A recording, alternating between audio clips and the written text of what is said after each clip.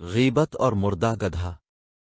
ایک دفعہ دو لوگ ایک شخص کی غیبت کر رہے تھے جس نے زنا کیا تھا۔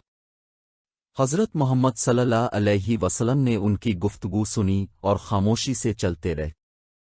تھوڑی دیر بعد انہیں ایک گدھے کی لاش ملی جس کی ٹانگیں بکھری ہوئی تھیں۔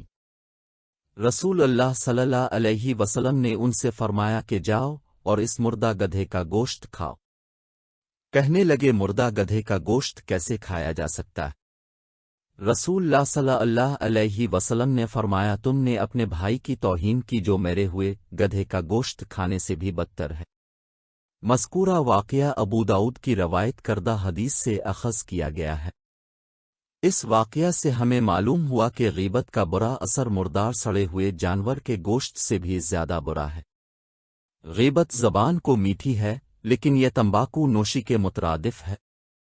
تمباکو نوشی اس وقت لطف اندوز ہوتا ہے جب وہ تمباکو نوشی کرتا ہے لیکن اس کے ساتھ ہی وہ اپنے پھیپھڑوں کو تباہ کر رہا ہوتا ہے۔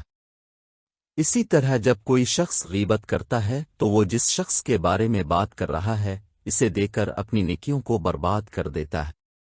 مزید یہ کہ اگر کوئی بہت زیادہ غیبت کرتا ہے تو اپنے رازوں کے بارے میں ان پر بھروسہ نہ کرے۔ اس کی وجہ یہ ہے کہ اگر وہ بغیر کسی ہچکچاہٹ کے دوسرے لوگوں کے بارے میں بات کر سکتے ہیں تو وہ یقینی طور پر دوسروں کے ساتھ آپ کے بارے میں بات کر سکتے ہیں۔